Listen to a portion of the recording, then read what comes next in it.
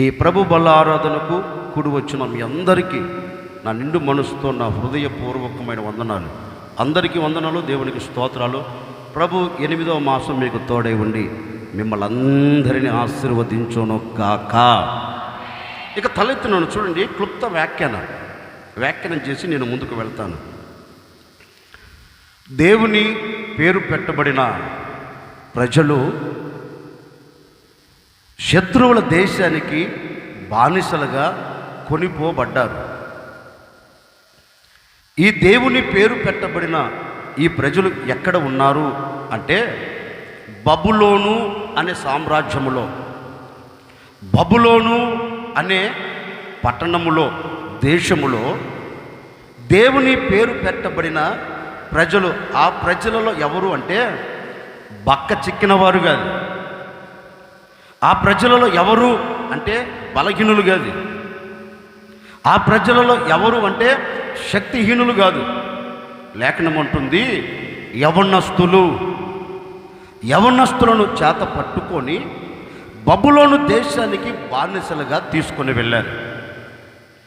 ఈ బబులోను దేశంలో యవనులుగా ఉన్న ఈ దానియేలు కావచ్చు, షడ్రక్, మెషక్, అబేద్నెగో కావచ్చండి. ఎలా ఉన్నారు అంటే దేవుని ఆలోచన తప్ప మరొక ఆలోచన వారు తీసుకోవట్లేదు. ఎన్ని ప్రతికూలతలు మారుతున్నా, ఎన్ని ప్రతికూలతలు తన ముంగిట నిలబడినా, వారి మనసులో వారి పితరులు బోధించిన ఆ ఉపదేశాన్ని స్థిరపరుచుకొని, ఆ ఆజ్ఞను స్థిరపరుచుకొని, ఆజ్ఞ మీరకుండా, ఉపదేశాన్ని ఉల్లంఘించకుండా ఈ యవనులు అన్యుల దేశములో దేవునికి ఇష్ట ప్రకారం నడిపించబడుతున్న ఆ రోజులు మీరు పరిశుద్ధ గ్రంథంలో చదవండి. యవనులు త్రొట్లినట్లుగా, యవనులు ఆజ్ఞలో నుంచి తొలగిపోయినట్లుగా లేఖనములో మనకు కనపడదు. చాలామంది వారితో వచ్చిన వారు, వారితో అడుగులు వేసిన వారు తొలగిపోయి ఉన్నారేమో, కానీ ఈ యవనస్తులు తొలగిపోలేదండి.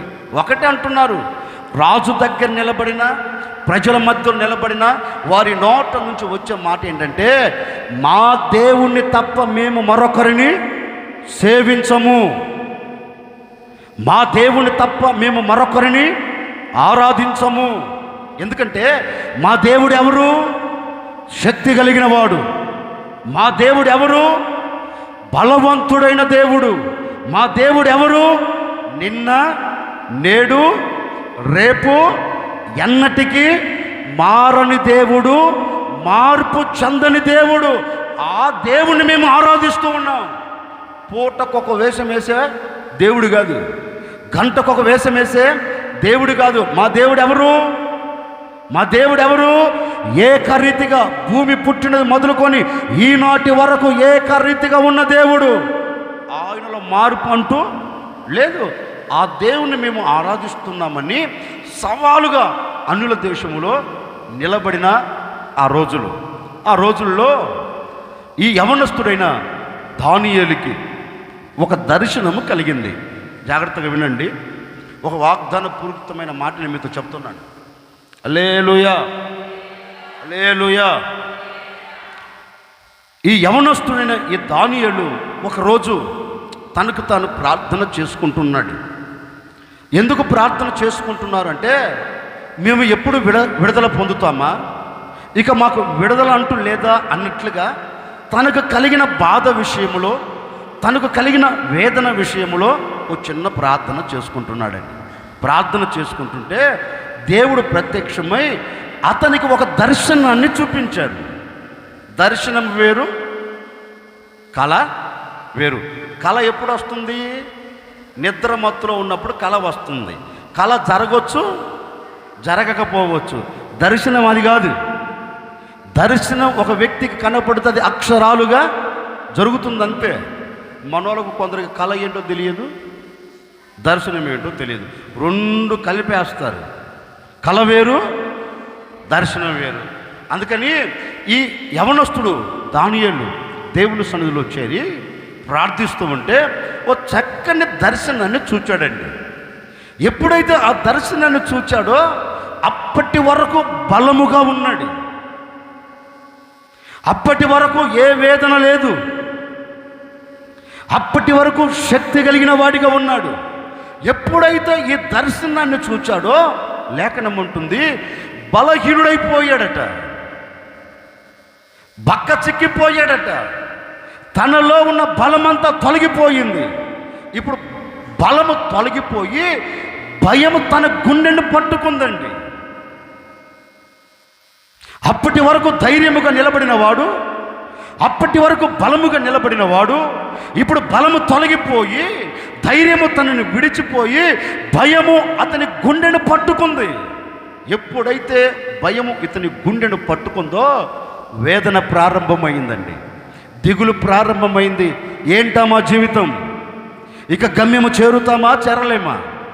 ఈ బబులోను దేశంలోనే ఇలాగే ఈ మట్టిలో మేము కలిసిపోతామా?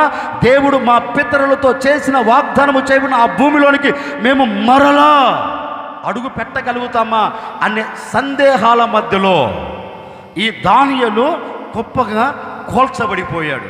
ఈ దానియేలు పరిస్థితిని చూచి దేవాతి దేవుడు అతన్ని విడిచిపెట్టలేదండి.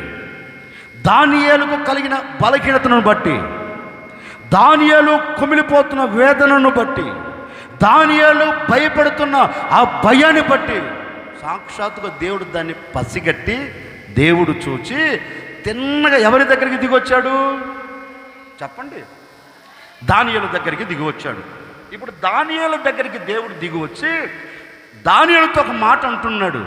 దానియేలు, ఓ దానియేలు, ఇందాక వరకు బలముగా ఉన్నావు కదా, ఇందాక వరకు ఏ వేదన లేకుండా నిలిచిపోయి నా సన్నిధిలో మొరపెడుతున్నావు కదా, ఇదిగో ఉన్న పాటున ఎందుకు బలము లేని వ్యక్తిగా నీవు మారావు?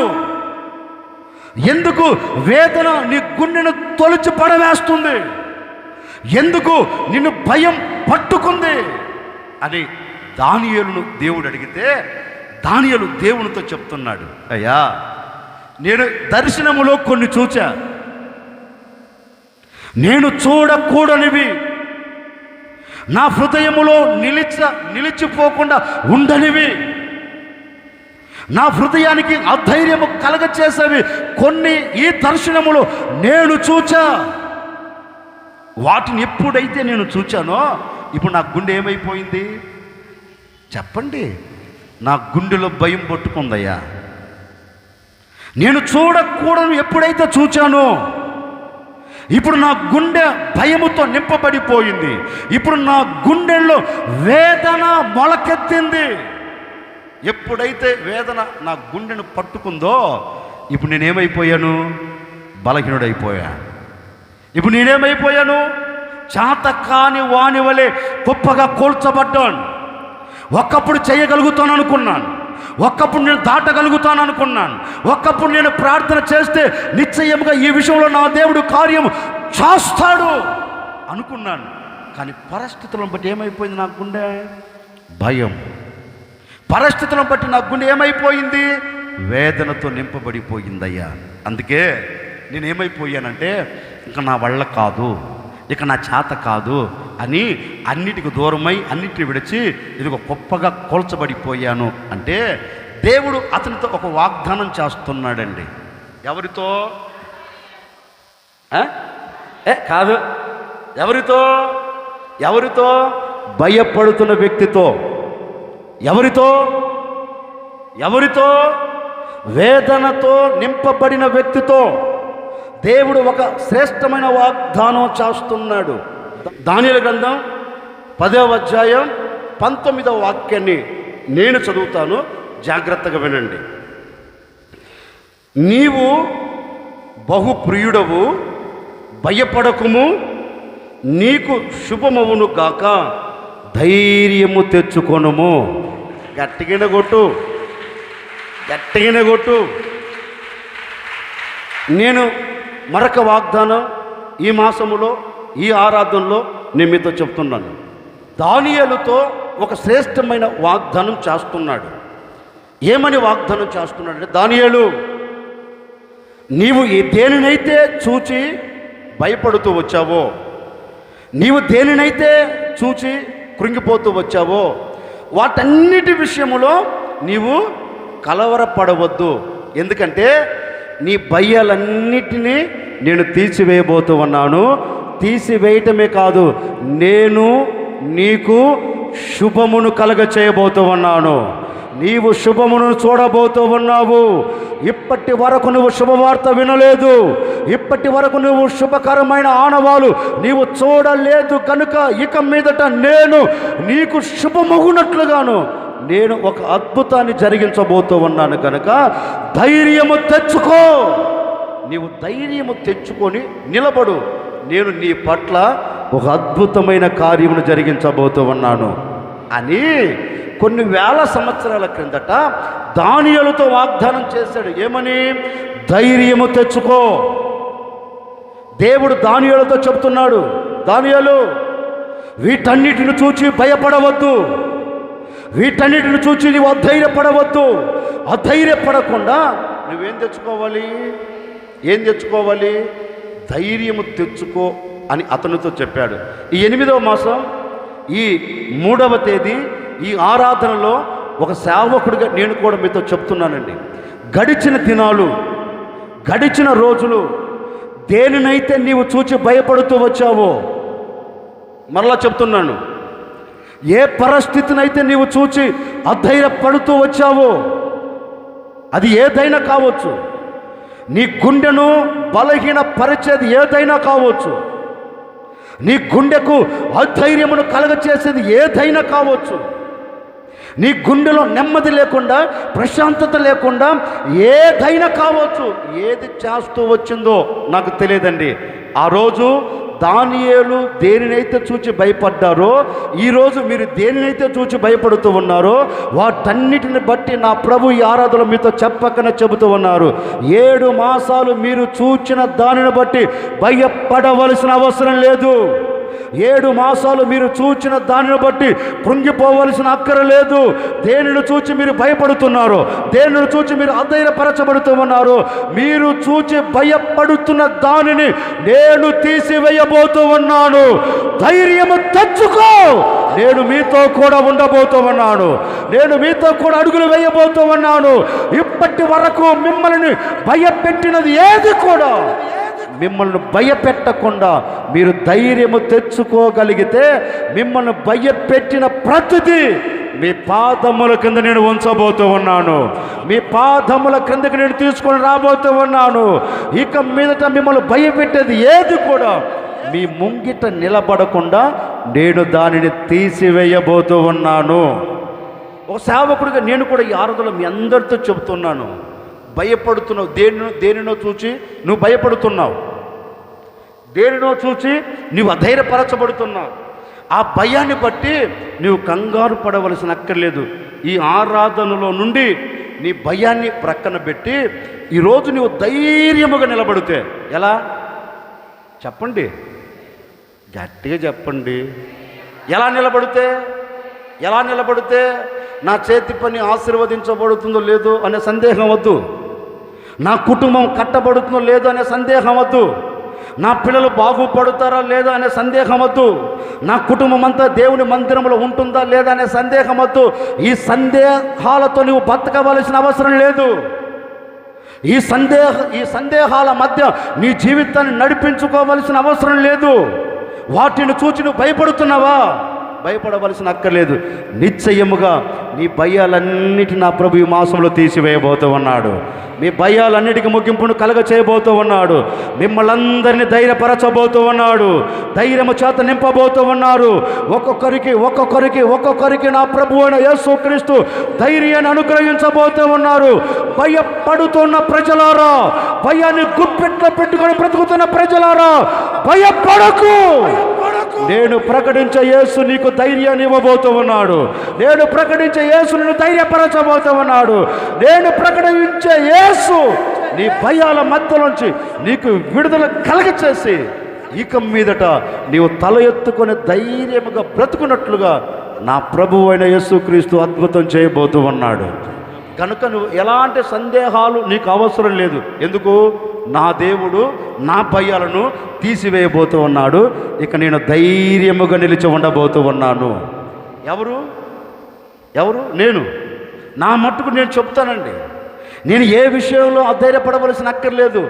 ఒకవేళ నాకు కనబడుతున్న పరిస్థితులను బట్టి నేను కృంగిపోతున్నప్పటికీ, నేను వింటున్న మాటలను బట్టి నేను అధైర్యపరచబడుతున్నప్పటికీ దేవుడు అంటారు, ఎందుకు భయపడుతావు?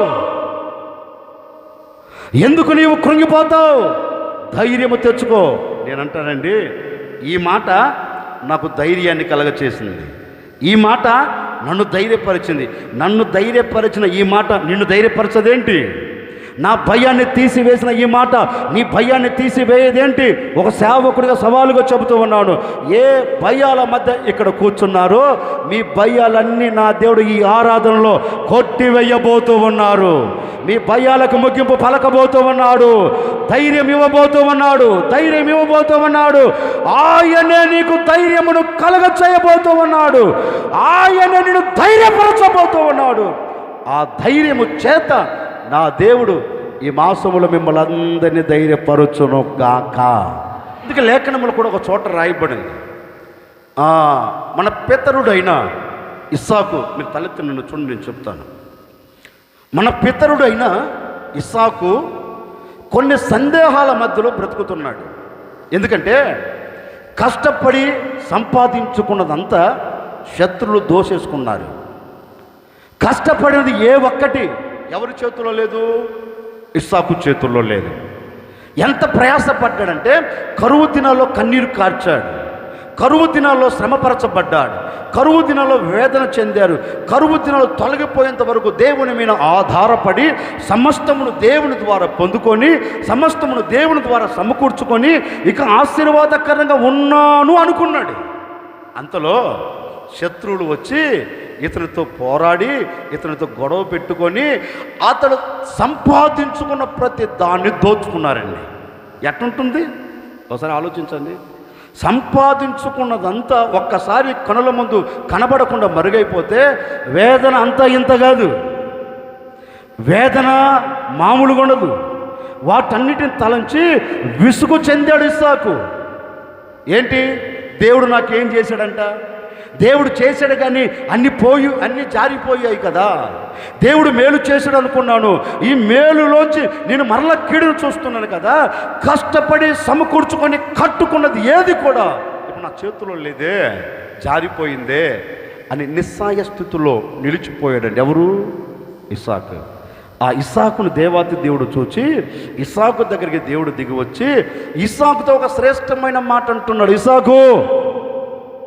ఓ ఇస్సాకు, అన్ని పోయాయి అని, అన్ని జారిపోయాయి అని, కట్టుకున్నవన్నీ ఒక్కసారి కుప్పగా కోల్చబడిపోయాయి అని, ఇప్పుడు నేను ఒంటరిగా నిలిచిపోయాను, నిస్సాయ స్థితిలో పడిపోయాను అని ఎందుకు కలవరపడుతున్నావు? ఎందుకు నీవు భయపడుతూ ఉన్నావు? వాటన్నిటిని చూచి నీవు భయపడవలసిన అక్కర్లేదన్నాడు. అంతలో ఇస్సాకు అంటారు, ఏంటండి బాబు, ఈ కరువు దినాలలో కన్నీరు కార్చి సంపాదించుకున్నదండి. ఈ కరువు దినాలలో ఏది పోగొట్టకుండా రూపాయి కూడగట్టుకొని చెమటను కార్చి సంపాదించుకొని అంతో ఇంత దాచిపెట్టుకున్నానండి. ఈ కరువు దినాలలో నీ పాదాలు పట్టుకొని గోజారితే నీవు నన్ను ఆశీర్వదించావు కదా, ఆ ఆశీర్వాదం అన్యులు దోచుకుంటుంటే, అన్యులు లాక్కుంటూ ఉంటే చూచి ఎలా ఉండగలను? మరి హృదయం బరువెక్కిపోదేంటి? హృదయం బాధపడదేంటి? హృదయం నిస్సాయ స్థితిలోనికి వెళ్ళదేంటి అని దేవునితో చెబితే దేవుడు ఇస్సాకుతో అంటాడు, మరి పిచ్చోడా, ఎందుకు నువ్వు భయపడుతున్నావు? ఎందుకు నీవు అధైర్యపరచబడుతున్నావు? భయపడకు. ఒకవేళ ఈ శత్రువులు దోచుకున్నారని, ఈ శత్రువుల చేతికి నీకు కలిగిన సమస్తం చిక్కుబడిందని ఎందుకు అధైర్యపరచబడుతూ ఉన్నావు? నేనెవరిని గట్టిగా చెప్పు. నేనెవరిని? ఈ కరువు కలిగిన ఈ దేశంలో నిన్ను ఉన్నమని చెప్పిన దేవుడును కదా. దేశమంతా కరువు చేత నింపబడితే, దేశంలో విత్తనము నాటని క్షణము కంటికి కనబడితే దేశ ప్రజలందరూ కన్నీరు మున్నీరుగా కలవరాల మధ్యలో నిలబడిపోతే నేను నీతో మాట ఇచ్చాను. ఈ కలవరాల మధ్యలో ఈ కన్నీరు కారుస్తున్న ఈ దేశములో, కరువుతో నింపబడిన ఈ దేశములో నిన్ను ఆశీర్వదించలేదా? నేను నిన్ను దీవెనకరంగా మలచలేదా? నేను ఆశీర్వాదానికి నాంది పలుకున్నట్లుగా నీ ఎదుట నిలబడి ప్రతికూలమైన పరిస్థితులను తీసివేసి నేను గొప్ప జన్మగా నేను చేయలేదా? మరి ఎందుకు నువ్వు అవునండి, మీరు చేశారు, నేను కాదంటలేదు. మీరు నన్ను ఆశీర్వదించారు, కాదంటలేదు. ఇప్పుడు ఆ ఆశీర్వాద శత్రువులు దోచుకున్నారు అని అడుగుతుంటే అతనితో ఒక మాట అంటున్నాడండి ఇస్సాకు. ఇదిగో, నీ తండ్రి అయిన అబ్రహాముకు మాట ఇచ్చి, అక్కడ రాయబడిన మాట అండి, ఇస్సాకు నీ తండ్రి అయిన అబ్రహాముకు నేను మాట ఇచ్చి అబ్రహామును పిలిచి ఒంటరిగా బయలుదేరిన అబ్రహామును నేను అత్యధికముగా ఆశీర్వదించాను కదా. ఆశీర్వదించాను లేదా? అవునండి. ఎలా ఆశీర్వదించాను? ఆకాశ నక్షత్రాల వలె, భూమి మీద ఉన్న ఇసుక రేణువుల వలె నేను అతనిని ఆశీర్వదించాను. మాట ఇచ్చి మాట తప్పానా? తప్పలేదయ్యా. అట్లాగే ఇస్సాకు, అన్నీ పోయినా, అన్నీ దూరమైనా నీవు భయపడక ధైర్యముగా ఉండు. నీ తండ్రిని ఆశీర్వదించినట్లే నేను నిన్ను కూడా విస్తరింప చేయబోతూ ఉన్నాను.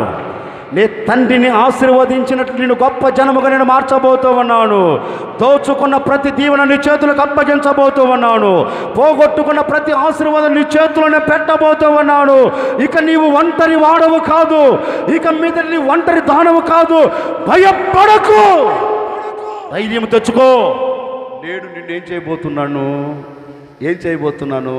పోయిన చోటే, జారిపోయిన చోటే నేను నిన్ను విస్తరింప చేయబోతూ ఉన్నాను అని అతనితో చెప్పి, అతనిని విస్తరింప చేసినట్లుగా, అతనికి ధైర్యాన్ని కలగచేసినట్లుగా, అతని భయాన్ని తీసివేసినట్లుగా పరిశుద్ధ గ్రంథంలో చక్కగా రాయబడింది. ఈ ఆరాధనలో ఒక సేవకుడిగా నిండు మనసుతో నేను మిమ్మల్ని అందరినీ ఆశీర్వదిస్తున్నానండి.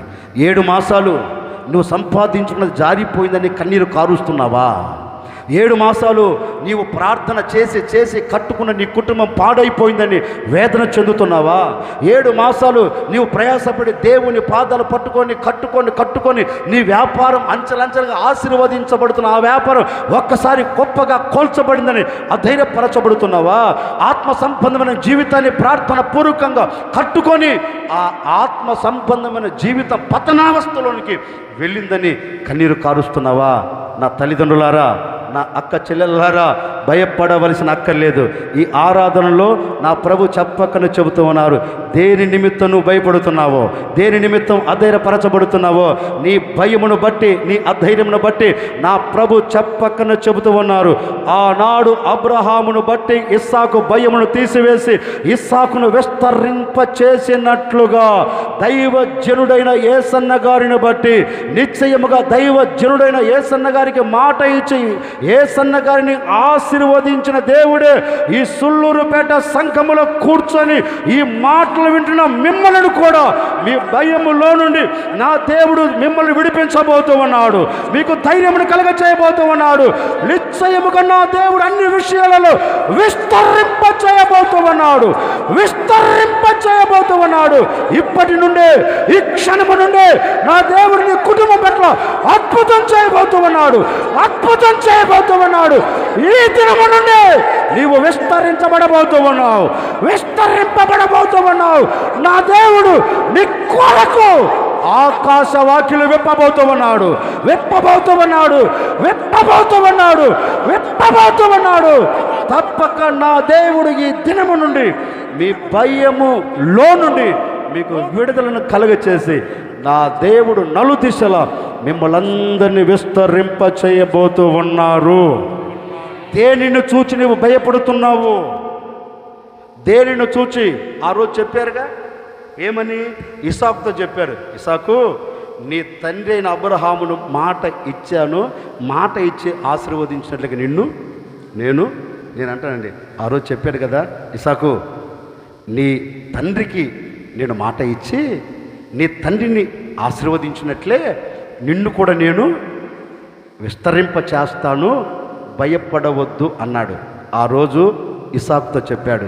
ఈరోజు ఈ ఆవరణంలో కూర్చున్న మీ అందరితో చెప్తున్నారు ఏమని? అబ్రహామును ఆశీర్వదించిన దేవుడే దైవజనులైన యేసన్న గారిని ఆశీర్వదించాడు. ఆ దైవజనులైన యేసన్న గారి పిల్లల మనమంతా ఎవరు? మీ మాట్లాడండి. ఈ లోక సంబంధమైన తండ్రి మనందరికీ ఎవరు? యేసన్న గారు. నేననే మాట, మన తండ్రి అయిన యేసన్న గారిని ఆశీర్వదించిన ఆ దేవుడే ఈ ఆవరణంలో కూర్చున్న ప్రతి ఒక్కరిని విస్తరింప చేయబోతూ ఉన్నాడు. యేసన్నను ఆశీర్వదించిన దేవుడే మిమ్మల్ని ఆశీర్వదించబోతూ ఉన్నాడు. యేసన్న భయాన్ని తీసివేసిన దేవుడే మీ భయాలకు ముగింపును పలకబోతూ ఉన్నాడు. యేసన్నను ధైర్యపరచిన ఆ దేవుడే మిమ్మల్ందరినీ ధైర్యపరచును గాక. అందుకే దానియేలుతో ఒక మాట అంటున్నాడు, దానియేలు నీవు చూచిన దాన్ని బట్టి భయపడవలసిన అవసరం లేదు, ధైర్యము తెచ్చుకో, నేను నీతో కూడా ఉండి నీ భయాన్ని తీసివేస్తానన్నాడు. ఓకే, ఎందుకు మనం భయపడక ధైర్యంగా ఉండాలి? మొదటి మాట మీరు తలెత్తి నన్ను చూడండి, నేను చెప్తాను. మన అందరికీ పరిచయమైన మాటే. ఒకరోజు దైవజనుడైన మోషే తన ముగింపు దినాలు, నన్ను అందరూ చూడండి,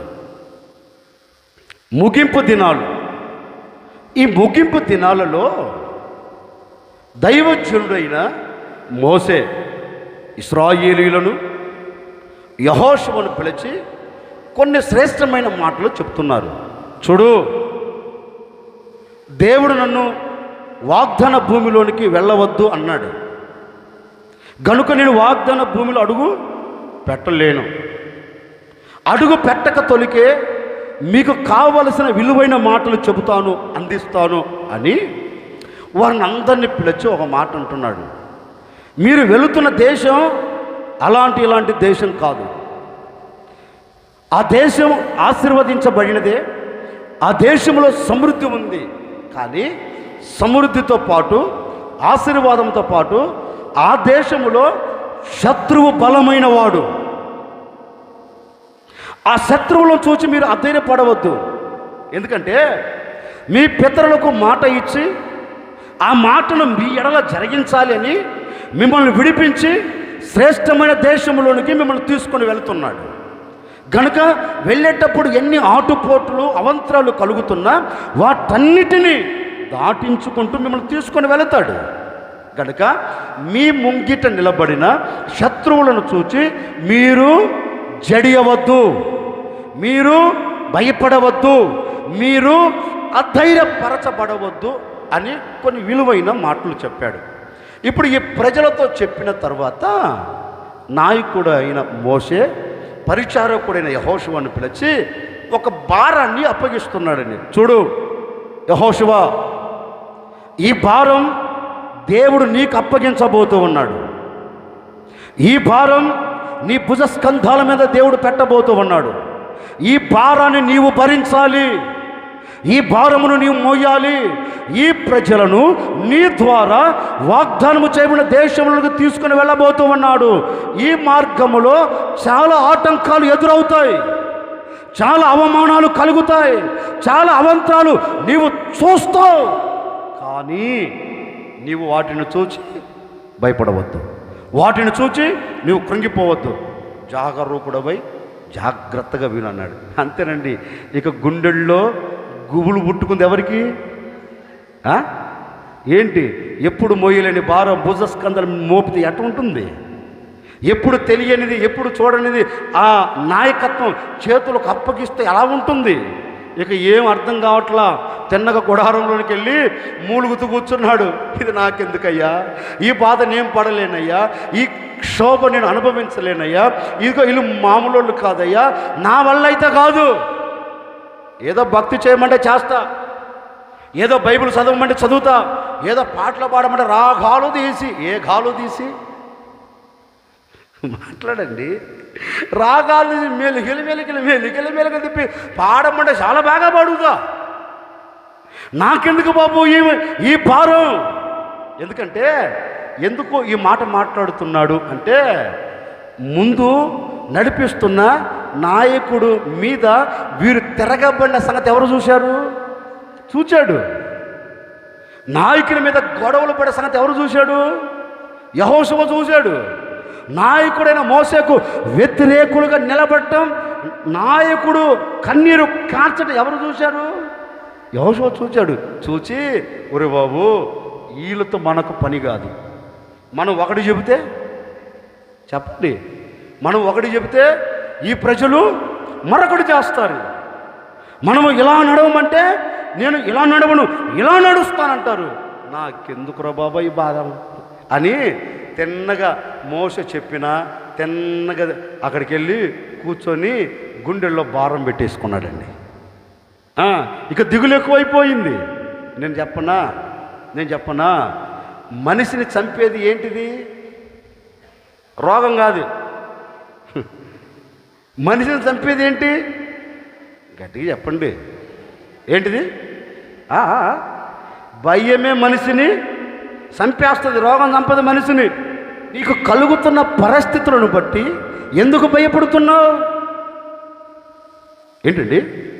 నీ ఎదుట నిలబడిన పరిస్థితులను బట్టి ఎందుకు కృంగిపోతున్నావు? ఇది నా వల్ల కాదు, ఇది నా చేత కాదని ఎందుకు అధైర్యపరచబడుతున్నావు? నిన్ను నిర్మించిన దేవుడు నీతో లేడా? నిన్ను సృష్టించిన దేవుడు నీతో లేడా? ఈ రోజున మానవునికి భయం అండి. ఈ యెహోషువ కూడా అన్ని తలంచి ఒక చోట చేరి భయపడుతున్నాడు. ఏ విధంగా భయపడుతున్నాడు? ఇక నా చేత కాదు, ఇక నా వల్ల కాదు, ఇక నేను ముందుకు అడుగు వేయలేను అనే నిస్సహాయ స్థితిలో గొప్పగా కూల్చబడి భయపడుతున్నాడు. నాయకుడైన మోసే కంటికి కనుమరుగైపోయాడు. ఇప్పుడు భారమంతా వచ్చి పడింది. ఇక చూడాలి, యెహోషువ పని చూడాలి. మూయలేక, ఎవరితో చెప్పుకోలేక, భుజాల మీద పెట్టింది దించుకోలేక సతమతమైపోతూ ఉన్నాడు. నలపబడుతూ ఉన్నారు. ఒక ప్రక్కన నా అనుకున్న వారే చూటి పోటీ మాటతో గుచ్చుతున్నారు. అబ్బో, నిన్నగాక మొన్న వచ్చిన నీవు మాకు నాయకుడు ఏంట్రా బాబు? సూటిపోటి మాటలండి. నిన్నగాక మొన్న వచ్చావు, ఇప్పుడు నువ్వు చెబితే మేము వినాలా? మేము ఇక్కడ సీనియర్. A senior?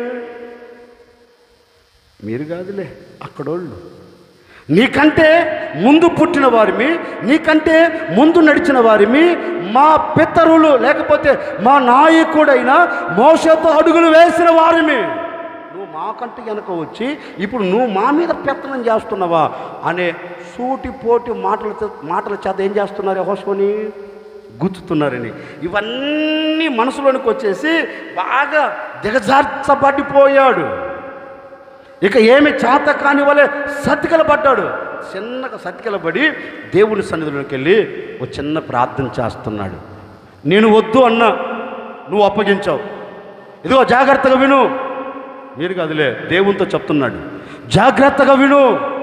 నేను వద్దనుకున్న దానిని నా చేతికి అప్పగించావు. నేను మోయలేని భారమును నా భుజస్కంధాల మీద నీవు మోపావు గనుక నా అనుకున్న వారే సూటి పోటీ మాటల చేత నన్ను గుచ్చుతూ ఉన్నారు. నేను ఇదైతే భరించలేను, నా వల్ల కాదు. నాకు ఈ భారం వద్దు, ఈ బరువులొద్దు, ఏమొద్దు. నేను ప్రశాంతంగా ఉండదలిచాను. నాకు ప్రశాంతమైన బ్రతుకును నాకు ఇస్తే చాలు, ఎవరికైనా అప్పగించుకో అన్నట్లుగా దేవుని సన్నిధిలోనికి వెళ్ళి ఒక చిన్న ప్రార్థన చేస్తుంటే పరమందున దేవుడు యెహోషువకు ప్రత్యక్షమై యెహోషువతో ఒక శ్రేష్టమైన మాట చెప్తున్నారు. అర్పించోడా, ఎందుకు అధైర్యపడుతున్నావు? ఎందుకు నువ్వు భయపడుతూ ఉన్నావు? ఎందుకు నువ్వు దిగజార్చబడిన అనుభవంలోనికి వెళుతూ ఉన్నావు? ఇదిగో, భయపడకు. యెహోషువ, నీవు భయపడవలసిన అవసరం లేదు. ఆనాడు మోషేకు ఎలాగైతే నేను తోడై ఉండి మోషే చేత ఈ 40 సంవత్సరాలు ఇశ్రాయేలును ఎలాగైతే నడిపించానో మోషేకు తోడై ఉండినట్లు నేను నీకును తోడై ఉండబోతూ ఉన్నాను. నిబ్బరము కలిగి ధైర్యము తెచ్చుకో. నేను నిన్ను ఎన్నడూ విడిచిపెట్టను, ఎన్నడూ ఎడబాయను. ధైర్యము తెచ్చుకో, నేను నీతో కూడా ఉండబోతూ ఉన్నాను. కోటు గట్టిగా నీవు భయపడవలసిన అక్కరలేదు. నేను నిన్ను విడిచిపెట్టను, నేను నిన్ను ఎడబాయను. విడిచిపెట్టకుండా ఎడబాయకుండా నేను నీతో కూడా ఉండబోతూ ఉన్నాను కనుక ధైర్యము తెచ్చుకో. వీటన్నిటి మీద నేను నీకు జయమును కలగ చేయబోతూ ఉన్నాను. ప్రతికూలమైన పరిస్థితులన్నింటినీ నేను అణిచివేయబోతూ ఉన్నాను. నా అనుకున్న వారు ఎవరు నీకు విరోధముగా రూపించబడుతూ ఉన్నా ప్రతి విరోధమైన కార్యాలను నేను అణచివేయబోతూ ఉన్నాను. అణచివేసి నేను నిన్ను గమ్యము చేర్చబోతున్నాను అని దేవుడు అతనితో మాట ఇచ్చి అతనిని విడిచిపెట్టకుండా, చదువుతారా మాట? యెహోషువ గ్రంథం 1వ అధ్యాయం 6వ వాక్యం. అమ్మా ఇదిగో మీరందరూ తలెత్తున చూడండి. అందరు తలెత్తమన్నా దేవుడు యెహోషువతో ఒక శ్రేష్టమైన మాట చెప్తున్నాడు. యెహోషువా, ఓ యెహోషువా, నీవు భయపడకుండా ధైర్యము తెచ్చుకో. ఎందుకు మనం ధైర్యం తెచ్చుకోవాలంటే లేఖనం అంటుంది, నేను ఎప్పటికీ ఎన్నటికీ విడిచిపెట్టకుండా నీతో కూడా ఉండబోతూ ఉన్నాను. ఇక మీదట ఎన్నడూ విడిచిపెట్టను, ఎప్పటికీ నేను ఎడబాయను, నేను నీతో కూడా ఉంటాను. ఉండి ఇదిగో నిన్ను భయపెడుతున్నాయే వాటన్నిటిని నేనేం చేయబోతున్నాను చెప్పరేంటి? అణచివేయబోతున్నాను. ఓ సేవకుడిగా నేను కూడా మీతో చెప్తున్నాను, ఇప్పటి వరకు నా అనుకున్నవారు, మళ్ళీ చెప్తున్నాను, నా అనుకున్నవారు నిన్ను విడిచిపెట్టారా? నా అనుకున్నవారు నిన్ను ఎడబాసారా? నా అనుకున్నవారు నీకు దూరం అయ్యారా? ఒకవేళ కట్టుకున్న భార్య కావచ్చు, కట్టుకున్న భర్త కావచ్చు, కన్న బిడ్డలు కావచ్చు, ఒకవేళ నిన్ను విడిచిపెట్టారా? ఒకవేళ నీకు దూరం అయ్యారా? ఒకవేళ నీ కంటికి కనబడకుండా కానరాని దూరానికి వెళ్ళిపోయారా? ఇదిగో ఈ ఆరాధనలో నిన్ను ధైర్యపరచగలిగిన నా దేవుని మాట నీతో చెప్తుంది. భయపడకు, ధైర్యం తెచ్చుకో. మనుషులందరూ నిన్ను విడిచిపెట్టిన, మనుషులందరూ నీకు దూరమైన నా ప్రభు అయిన యేసుక్రీస్తు ఇక మీదట నిన్ను విడిచిపెట్టకుండా నీతో కూడా ఉండబోతూ ఉన్నారు. నిన్ను ఎడబాయకుండా నీతో కూడా ఉండబోతూ ఉన్నారు. ఇక మీదట నా ప్రభు అయిన యేసుక్రీస్తు ఎన్నటికీ నిన్ను విడిచిపెట్టకుండా మీతో కూడా ఉండును గాక. గట్టిగా చెప్పు. ఇప్పుడు ఎందుకు మనం ధైర్యంగా ఉండాలి అంటే లేఖనం అంటుంది, దేవుడు ఇక మీదట మనల్ని విడిచిపెట్టడు గనక, దేవుడు ఇక మీదట మనల్ని ఎడబాయడు గనక మనము ధైర్యముగా ఉంటే ఆయన మనతో కూడా ఉండి మన కార్యాలన్నీ జరిగించబోతూ ఉన్నాడు. ఈరోజు విశ్వసించండి, ఈరోజు దేవుని మీద ఆధారపడండి. ప్రభువా, నీవు నన్ను విడిచిపెట్టను అన్నావు కదా, నీవు నన్ను ఎడబాయను అన్నావు కదా. ఇదిగో 7 మాసాలు అందరూ విడిచిపెట్టారు, అందరూ దూరం అయిపోయారు, ఇక నన్ను విడిచిపెట్టకుండా నాతో ఉండు అని ఈరోజు ప్రభువుని అడగండి. మనసారా కోరుకుంటున్నాండి, నిన్ను విడిచిపెట్టకుండా నీతో కూడా నా దేవుడు ఉండునుగాక, నేను ఎడబాయకుండా నీతో కూడా నా ప్రభు ఉండునుగాక. ఈ ఆవరణం చిన్న ఒక్కొక్కరిని నా ప్రభు నీ భయాలను తీసివేసి నీకు ధైర్యమును ఇచ్చి నిన్ను విడిచిపెట్టకుండా, నిన్ను ఎడబాయకుండా ఈ దినము నుండి నీ బ్రతుకు దినములన్నిట నా ప్రభు మీతో కూడా ఉండునుగాక. ఎందుకు మనము ధైర్యముగా ఉండాలి అంటే ఆయన మనల్ని, చెప్పండి, నేను వ్యాఖ్యానం పెద్దగా చేయట్లేదు, టూకీగా చెప్తున్నాను, ఆయన మనల్ని విడిచిపెట్టడు గనక ఇప్పుడు మనం ఎలా ఉండాలి? ధైర్యం తెచ్చుకోవాలి. ఇప్పుడు వరకు కృంగిపోయావా? ఏమండి, ఇప్పుడు వరకు భయపడి అలజడి చెందుతున్నావా? ఈరోజు ఒక నిర్ణయం తీసుకో, నా దేవుడు నన్ను విడిచిపెట్టలేదు, ఇక నాకెందుకు భయం? ఇక నా దేవుడు నన్ను పోషించబోతూ ఉన్నాడు, ఇక నాకెందుకు భయం? నా దేవుడు నన్ను ఆశీర్వాదకరంగా నిలబెట్టబోతూ ఉన్నాడు, ఇక నాకెందుకు భయం? నా దేవుడు నన్ను విడిస్తే కదా, నా దేవుడు నన్ను ఎడబాస్తే కదా నేను అధైర్యపడవలసింది. ఆయన అంటూ నేను నిన్ను విడవను, నేను నిన్ను ఎడబాయను, మరి నీకెందుకు ధైర్యం? ఒక సేవకుడికి మరలా చెప్తున్నాను, ఇక అధైర్యం వద్దు, ఇక భయం వద్దు. ఆయన మీతో కూడా ఉండబోతూ ఉన్నాడు. ఎంత మటుకు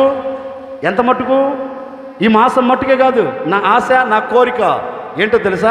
మీ బ్రతుకు దినములన్నిట లోకమే మిమ్మల్ని విడిచిపెట్టిన, లోకస్తులే మిమ్మల్ని మరిచిపోయినా, ఆత్మీయులే మిమ్మల్ని విడిచిపెట్టిన నా ప్రభువైన యేసుక్రీస్తు మిమ్మల్ని విడిచిపెట్టకుండా మీతో కూడా ఉండబోతూ ఉన్నాడు. ఆయన రక్తము చేత మిమ్మల్ని కొన్నాడు గనుక, ఆయన రక్తము చేత మిమ్మల్ని పరిశుద్ధపరిచాడు గనుక, ఆయన రక్తము చేత విలువ పెట్టి సంపాదించుకున్నాడు గనుక ఇక మీదట మిమ్మల్ని విడిచిపెట్టకుండా ఆయన మీతో కూడా ఉండును గాక. విడిచిపెట్టకుండా ఆయన మనతో ఉండబోతున్నాడు కనుక మనకి అధైర్యం వద్దు, భయం వద్దు. రెండో మాట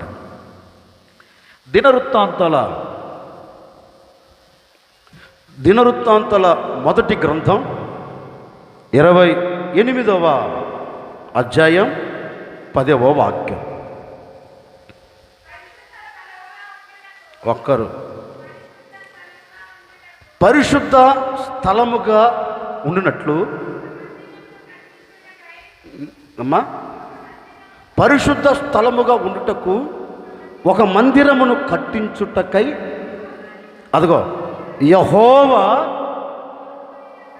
నిన్ను కోరుకొనిన సంగతి నీవు మనస్సునకు తెచ్చుకొని ధైర్యముగా ఉండు. చాలు, మీరు తలెత్తి నడుచు, నేను చెప్తాను. తండ్రి కుమారునితో ఒక మాట అంటున్నాడు.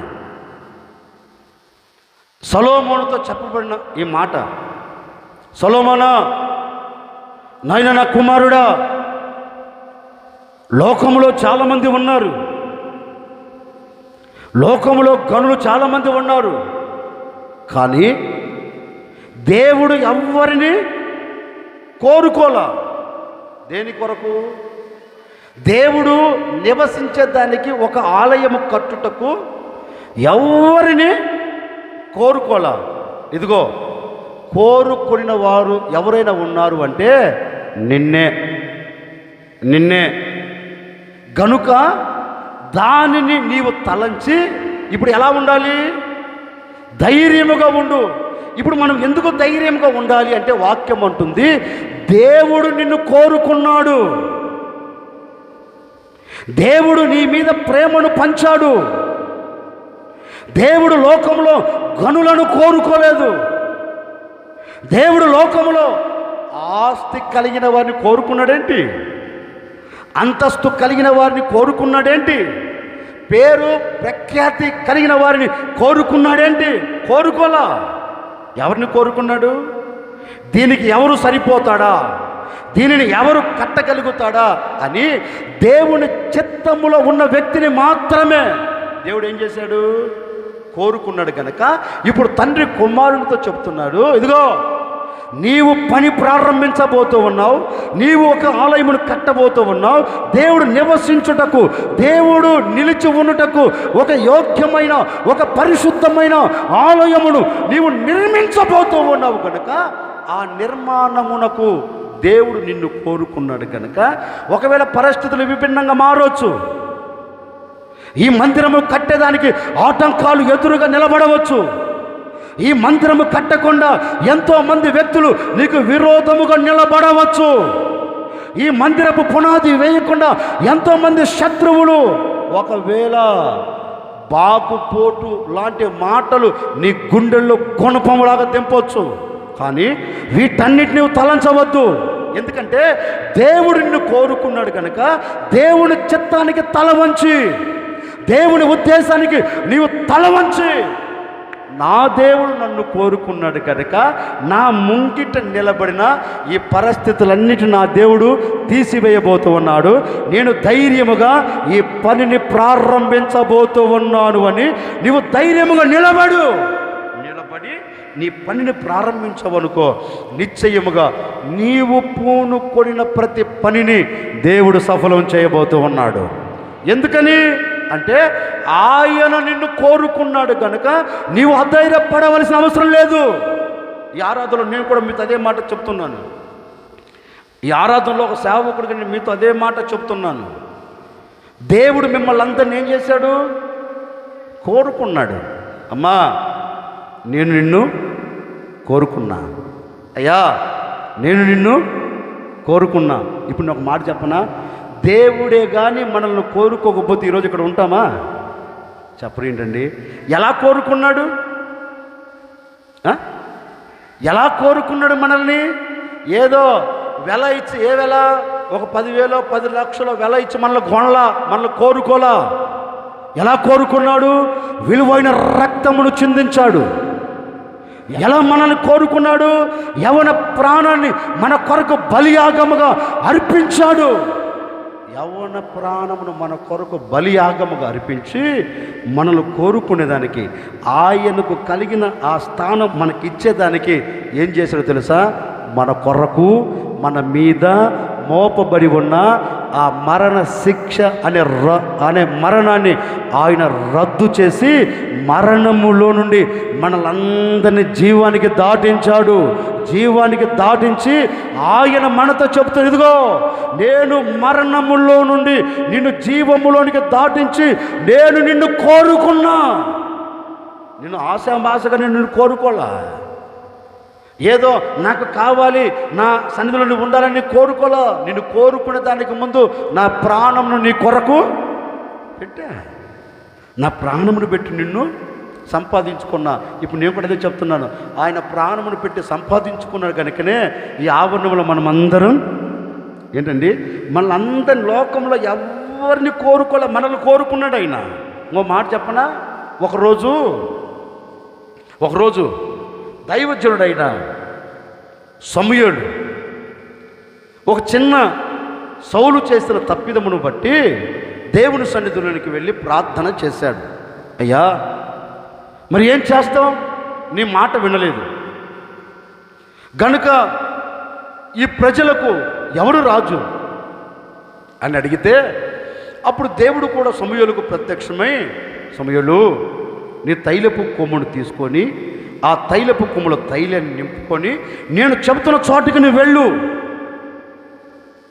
నేను చెబుతున్న చోటు నువ్వు అడుగుపెట్టు. ఎందుకంటే నేను కోరుకున్న వాడు అక్కడ ఉన్నాడు, నేను కోరుకున్న వాడు ఆ కుటుంబంలో నిలిచి ఉన్నాడు.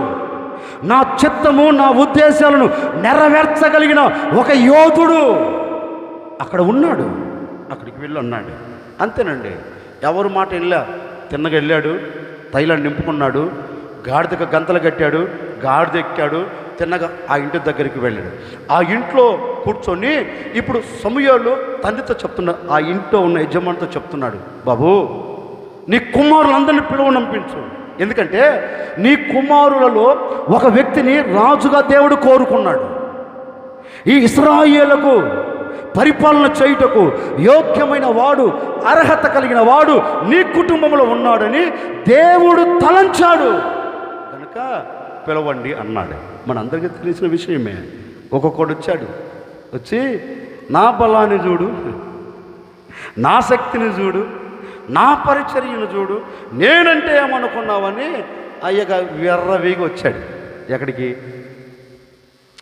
చెప్పండి? సమూయేలు దగ్గరికి. అప్పుడు సమూయేలు అనుకున్నాడు, కొత్త కదా, ఆ ఇంటికి వెళ్ళడం కొత్త కదా అనుకున్నాడు. అప్ప ఇలాంటి బలము కలిగిన వాడే కదా, ఇలాంటి మాటకారి వాడే కదా, ఇలాంటి మాటలు చెప్పేవాడు కదా ఇశ్రాయేలుకు రాజు, ఈతన్నే దేవుడు కోరుకున్నవాడు అనుకున్నాడు. ఎక్కడ? మనసులో తలంచాడు. మన దేవుడు ఎవరు? హృదయ పరిశీలన చేయగలిగిన వాడు, పరిశీలన చేయగలిగిన వాడు. సమూయేలు అనుకున్నాడు, ఇదిగో ఇతనే ఇశ్రాయేలులకు రాజు అన్నాడు. దేవుడు అన్నాడు, ఒరేవాయ్, నీవు కోరుకుంటే జరుగుతుందా ఇది? నీ సంకల్పం, నీ ఉద్దేశం ఏంటి? నీ ఆలోచన ప్రకారం చెయ్యాలనుకుంటే కుదురుతుందా ఇది?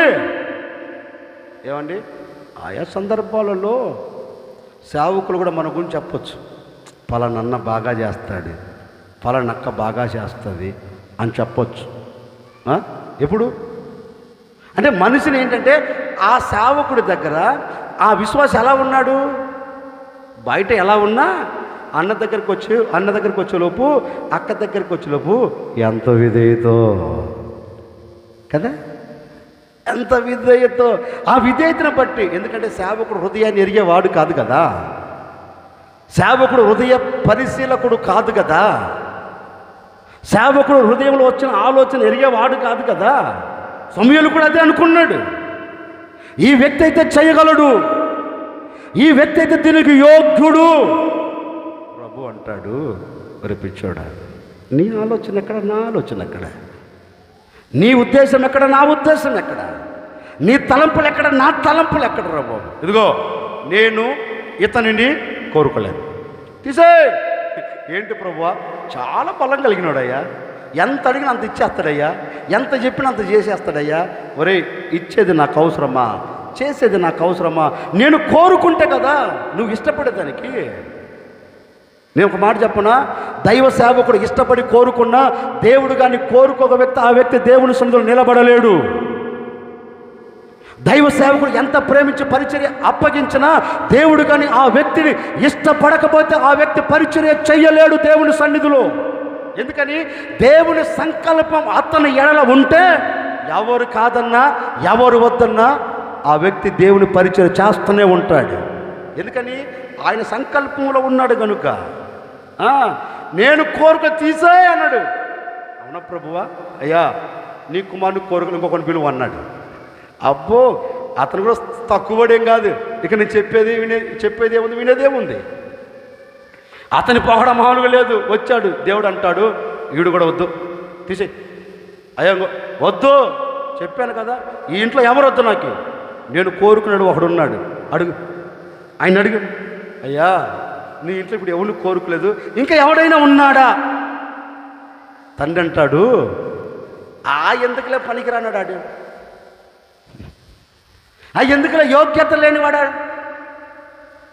అరణ్యంలో మందను మేపుకుంటున్నాడు, ఆడు మందకు మాత్రమే పరిమితం, సమాజంలో ఉండేదానికి యోగ్యుడు కాదు, కుటుంబంలో ఘనత పొందినవాడు కాదు, కుటుంబంలో అతని ద్వారా కుటుంబానికి ఘనత కలగట్లేదు, ఎందుకు పనికిరాడు, అతని గురించి నీకు ఎందుకులే అంటే, సరే పిలువు, నీవు నేను అనుకుంటే ఎట్లా? దేవుని ఉద్దేశం ఏమైందో పిలువు ఒకసారి. మనలో కూడా కొందరు అంటారు, ఆ వ్యక్తి ఈ పరిచర్య చేయుటకు యోగ్యత కలిగిందేనా? నువ్వెవరు తీర్పు తీర్చేదానికి? నేనెవడు తీర్పు తీర్చేదానికి? దేవుడు ఒక వ్యక్తికి పరిచర్య అప్పగిస్తే ఎవడు కాదంటాడేంటి? ఏంటండి, మనం అనుకుంటాం ఆ వ్యక్తి యోగ్యురాలు కాదు, ఆ వ్యక్తి యోగ్యుడు కాదు, ఆ వ్యక్తి పనికిరారు, నిన్నగాక మొన్న వచ్చారు, యోగ్యుల అర్హత కాదు. దేవుడు కోరుకున్నది వాళ్ళనే కదా. పనికి రాని వారిని దేవుడు కోరుకున్నాడు, ఘనహీనులనే దేవుడు కోరుకున్నాడు, యోగ్యత లేని వారిని దేవుడు కోరుకున్నాడు, అపవిత్రమైన వారిని దేవుడు కోరుకున్నాడు. ఎందుకంటే తనకు తాను పరిశుద్ధపరుచుకున్నాడు కనుక. ఏమండి, నేను పరిశుద్ధుడును అన్నవాడిని కోరుకోలే దేవుడు, డబ్బ కొట్టుకునేవాడిని కోరుకోలే. ఎవరు కోరుకున్నాడు? యోగ్యత అర్హత లేదయ్యా అనుకున్న వాడిని కోరుకున్నాడు. నేననేం మాట అండి, యేసుక్రీస్తు ఏం చెప్పాడు? పాపాత్మురాలు రాళ్లతో కొట్టబడడానికి సిద్ధంగా ఉండి యేసుక్రీస్తు పాదాల ఎదుట నిలబడితే ఒక మాట అన్నాడు, మీలో ఎవడైనా పరిశుద్ధుడై ఉంటే మొట్టమొదట ఈమె మీద మరి నువ్వెందుకు వేస్తున్నా? ఒకసారి ఆలోచించు. ఏదో నేను పరిశుద్ధుని డబ్బ కొట్టుకొని ఎదుటి వ్యక్తిని దుర్మార్గులని హేళన చేస్తున్నావే, ఎవడివి నీవు? అసలు ఏ యోగ్యత, ఏ అర్హత నీకు ఉందని? అంతా యేసుక్రీస్తు చెప్తున్నాడు, లోక రక్షకుడు. రే, నీలో ఎవరిలైనా పాపం ఉంది, పాపం లేనివాడు మొదట రాయింటి ఎవడన్నా వేశాడా? మరి నువ్వెవరు, నేనెవడు తీర్పు తీర్చేదానికి? దీనికి యోగ్యుడు కాదు, యోగ్యుడు, నువ్వెవరివి, నేనెవరిని? అప్పగించింది ఎవరు? ఆయన కదా, ఆయన కదా అప్పగించింది. ఇప్పుడు దేవుడు అదే అంటున్నాడు, బాబు నీ ఉద్దేశం కాదు, నీ చిత్తం కాదయ్యా, ముందు నీ కుమారుని పిలువు. కప్పులు పెట్టాడు, దావీదు నీ తండ్రి నిన్ను రమ్మంటున్నాడు. అబ్బో ఎంత ఆశో! ఎందుకంటే ఇంట్లో నుంచి గెంటి వేయబడినవాడు, ఇంట్లో నుంచి దూరమైన వాడు ఒక్కసారి తండ్రి పిలుపును వింటే ఎంత ఆనందం కలుగుతుందో.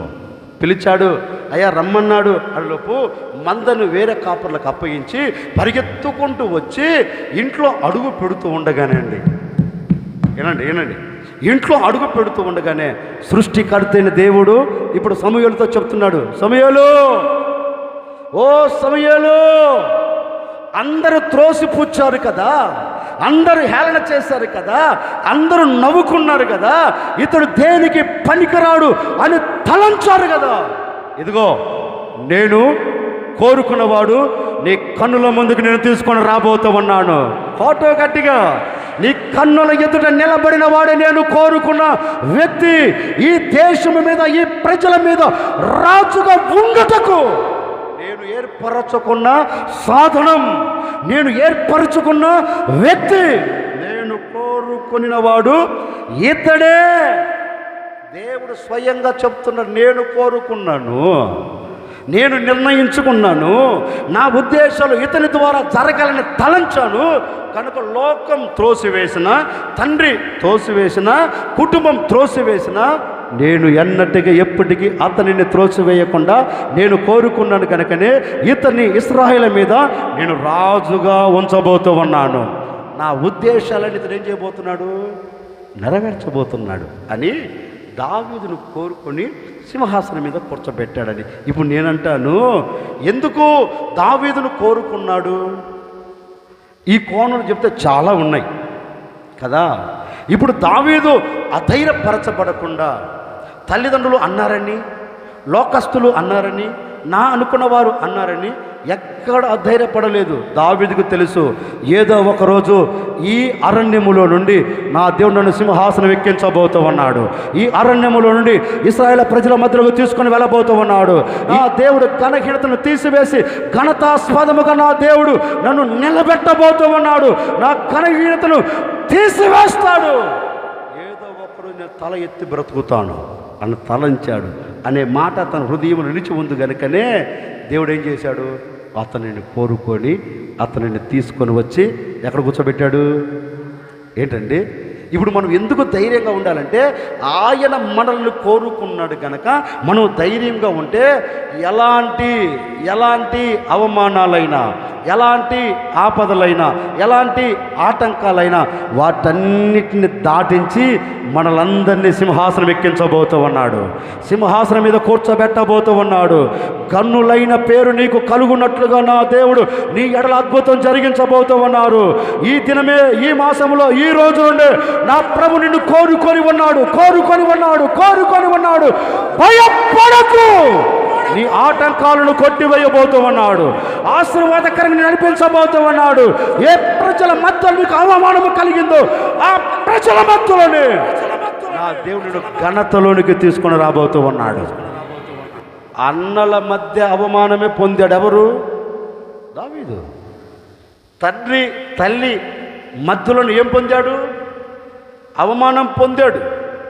నా అనుకున్న వారందరూ, చుట్టుప్రక్కల ఉన్న వారందరి ద్వారా ఏం పొందాడు? అవమానం పొందాడు. కానీ ఈ అవమానం దావీదుని ఏమైనా చేయగలిగిందా?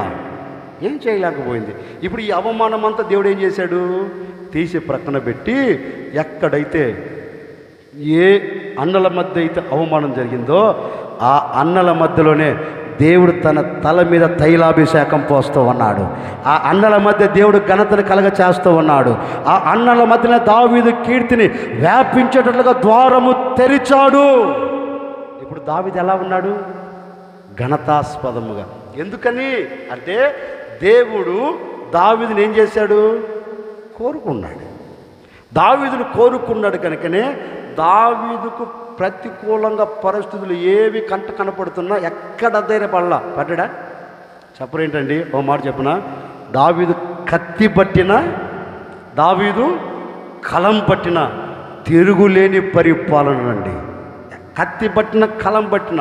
ఏమండి, కలం పడితే చాలు కవితలే, కలం పడితే కీర్తనలే.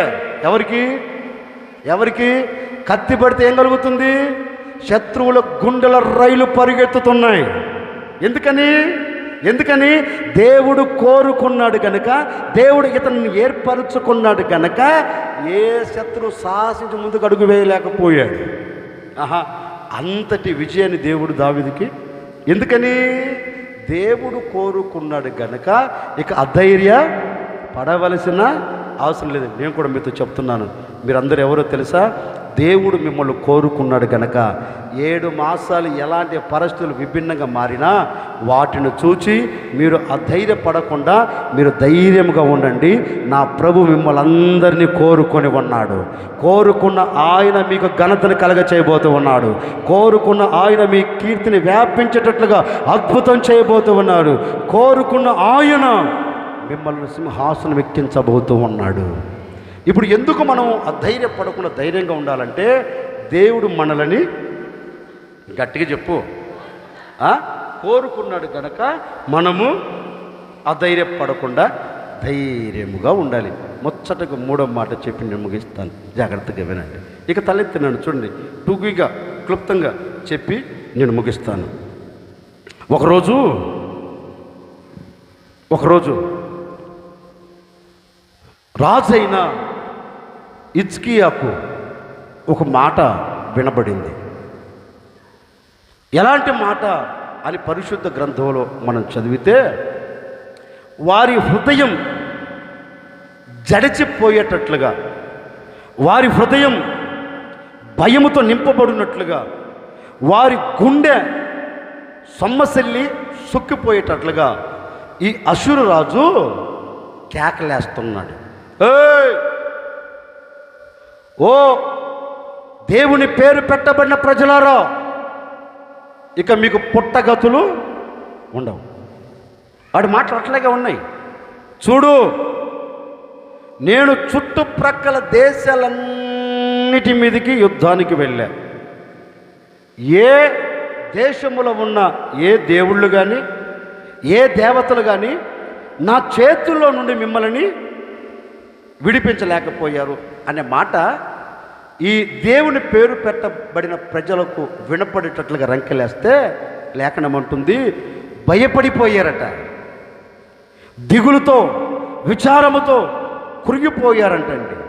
ఈ పరిస్థితుల మధ్యలో ఈ ప్రజలు నడిపించబడుతుంటే రాజు ఆ ప్రజలను చూచి ఒక మాట అంటున్నాడు. ఎందుకు మీరు భయపడుతున్నారు అంటే, వారు ముంగిట నిలబడింది ఎవరు? ఏంటండి చెప్పండి గట్టిగా. వారు ముంగిట నిలబడింది ఎవరు? అశూరియులు. ఎలాంటి వారంటే, ఈ చిన్న పిల్లలను తీసుకొని రోడ్ల మీద నడుస్తూ నేలకేసి అలాగే బాధే ఒక రాక్షసులు అంటండి. చరిత్ర చెప్తుంది. ఎవరు వీళ్ళు? కనికరము, జాలి, దయ ఏది కొంచెం కూడా కనికరం లేని వ్యక్తులు వీళ్ళు. ఒరే చిన్నపిల్లలే, వీళ్ళని ఎలా చంపాలి అనే ఇంకిత జ్ఞానము లేని పరిస్థితులు నిలిచిపోయిన వారు అశూరియులు. ఈ అశూరు రాజు ఎక్కడికి వెళుతున్నా ఏమండి అపజయము చూడలేదట. అన్ని దేశాలు జయించాడు. మిగిలిన దేశం ఏదైనా ఉందంటే ఏది? ఇశ్రాయేలు దేశం. ఇక దానికిన చేతబట్టాడు అనుకో, ప్రపంచానికి ఆయనంగా రాజు. ఇక నలుదిశలో ఉన్న దేశాలని ఆయన చెప్పు చేతుల్లో ఉంటాయి. అందుకే లేఖనంలో కూడా రాయబడింది, ఒక రాజు, దేవుని పేరు పెట్టబడిన ప్రజలు పరిపాలన చేస్తున్న రాజు పన్ను చెల్లించలేదని తీసుకొని వెళ్ళి కాళ్ళు చేతులు కట్టేసి పడేశాడంటండి. అసురుడు మామూలుడు కాదు. అతనికి ప్రతికూలంగా ఎవడు నిలబడినా అని నాశనం చేసేంత వరకు వాడు నిద్రపోడట. అంతటి బలము కలిగిన వాడు ఎవరు? ఈ అశూరు రాజు. ఈ రాజు ఈ ప్రజల మధ్య నిలబడి రంకెలేస్తుంటే, ఎందుకంటే విన్నారు కదా, నిజమే మనకు కూడా ఆగతే పడుతుంది, మనము కూడా ఆ స్థితిలో నిలబడుతాం అనే సందేహాల మధ్యలో ప్రజలు నిలబడి భయానికి గుప్పెట్లో పెట్టుకున్నారండి. వీటన్నిటిని చూసిన రాజు అంటాడు, ఎందుకు భయపడతారు? లేదండి, మనం విన్నాం కదా, మన చుట్టుప్రక్కల దేశస్తులు ఎవడైనా జయాన్ని పొందాడా? ఎవడు పొందలా. మరి మన దేశం కూడా వాడు పట్టుకోవడానికి గ్యారంటీ ఏముంది? బతుకుంటే ఏదైనా చేసుకుని బతుకొచ్చు బాబా, వారి చేతులకు మేము దాసులుగా వెళ్ళిపోతామని నిర్ణయానికి వచ్చేసారండి. అప్పుడు రాజు అంటారు, నోర్మి, చుట్టుప్రక్కల దేశస్తులు చేతకాలి, వాళ్ళ దేవుళ్ళు వాళ్ళ దేవతలకు చేతకాలేదంటే మనుషుల చేత చెయ్యబడిన చెక్క బొమ్మలవి. మనుషుడు తన ఆలోచన ప్రకారం రూపుదిద్దబడినవి బొమ్మలవి. వారు కనుక వారి దేశంలో ప్రజలు అతని చేతులను తప్పించలేకపోయాడు. మన దేవుడు ఎవరు చెప్పరేంటి? మన దేవుడు ఎవరు? రోషము కలిగిన దేవుడు. మన దేవుడు ఎవరు? జీవము కలిగిన దేవుడు. ఓ మాట చెప్తున్నాను విను. చుట్టుప్రక్కల దేశంలో ఉన్న దేవతలు, దేవుళ్ళు వారి ప్రజలకు వారికి సహాయము చేయకపోయినా, వారికి సహాయము చేయకపోయినందువలనే శత్రువు వారిని స్వాధీనపరుచుకున్నాడు. మన దేవుడు అలాంటి వాడు కాదు. ఇదిగో వారి పక్షమున వారికి సహాయము చేయగలిగిన మనుషుల కంటే మన పక్షమున నిలిచి మనకు సహాయము చేయుటకు శక్తి కలిగిన దేవుడు మనతో కూడా ఉండబోతూ ఉన్నాడు. మనం ఆరాధించే దేవుడు ఎవరు అంటే మనకు సహాయము చేసే దేవుడు. పిలిచినప్పుడు పలకగలిగిన వాడు, మనిషితో ముద్దుగా మాట్లాడగలిగిన దేవుడు, మనిషి గుండెలలో గూడు కట్టుకొని ఉన్న ప్రతి గుండె కనుమలను అర్థము చేసుకోగలిగిన ఏకైక దేవుడు మనం ఆరాధించే దేవుడు. ఆ దేవుడు ఈ శత్రువుల చేతుల తప్పక మనల్ని విడిపించబోతూ ఉన్నాడు. తప్పక మనం తప్పించబోతూ ఉన్నాడు. మన దేవుడు మనకు సహాయము చేయబోతూ ఉన్నాడు. మన దేవుడు మన పక్షం నిలిచి ఉండబోతూ ఉన్నాడు. మన యుద్ధములు ఆయన చేయబోతూ ఉన్నాడు. ఆయన మన యుద్ధములు జరిగించి మన ముంకిట నిలబడి రంకెలేస్తున్న ప్రతి శత్రువును అణచివేసి ఈ శత్రువులను దేవుడు మనకు జయము కలగ చేయబోతూ ఉన్నాడు. ధైర్యము తెచ్చుకో, భయపడవలసిన అక్కర్లేదు. ఓ యూదా ప్రజలారా, దేవుని పేరు పెట్టబడిన ప్రజలారా, మీకు వినపడుతున్న రంకెలను బట్టి, మీ ఎదుట నిలబడి రంకెలేస్తున్న వారిని బట్టి మీరు చెడియవద్దు. మిమ్మల్ని అవమానపరచవచ్చు, మిమ్మల్ని కృంగదీయవచ్చు, మిమ్మల్ని నలుగురు నవ్వుల పాలు చేసినట్లుగా మాట్లాడుతున్నవచ్చు. ఆ మాటలు తలంచి కృంగిపోవద్దు. శత్రువు ఏం చేస్తుందో తెలుసండి? ఒక వ్యక్తిని ఎలాగైనా అది నీరిసిల్లిపోయేటట్లుగా చేయాలంటే కత్తి పట్టి చేతపట్టి మీదకి యుద్ధానికి రాడు. అర్థమవుతుందా? ముందు ఏం చేస్తాడు? మాటలతో పొడుస్తాడు. నిజం నేను చెప్పేది. ఒక వ్యక్తిని కత్తి చేతబట్టి ఎదురుకొచ్చి చంపడు, శత్రువు చంపడు. ముందు ఏం చేస్తాడంటే మాటల చేత చంపుతాడు. సగం మాటల చేత చంపి ఇక బలము లేని సందర్భాలలో, బలహీనమైపోయిన సందర్భాలలో అప్పుడు విరుచుకబడతాడు మీద. ఈ అసురుడు రాజు కూడా అదే. మొదట రంకెలే దూషిస్తున్నాడు. మీ దేవుడు చేత కానివాడు, మీ రాజు చేత కానివాడు, మీరు నా చేతిలోంచి విడుదల పొందటం అది అసాధ్యం, ఎవడు మిమ్మల్ని విడిపించలేడు అనే మాటల చేత ఏం చేస్తున్నాడు? చంపేస్తున్నాడు. ఈ మాటలున్న ప్రజలకు ఏమైంది? అందుకే కొంచెం మనం ఇంకా వెనకకు వస్తే గొల్లియాతుగాడు కూడా ఈ విధంగా మాట్లాడుతాడు. ఏమని?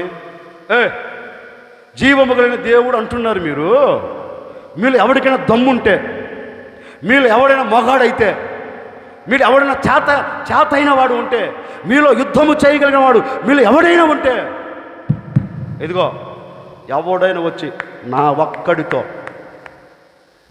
యుద్ధం చేసి మీరు జయిస్తే మేమందరం మీకు దాసులుగా ఉంటాం. ఎందుకని వాడి బలమును బట్టి, వాడి శక్తిని బట్టి ఇప్పుడు ఏం చేస్తున్నాడు? రంకెలేస్తున్నాడు.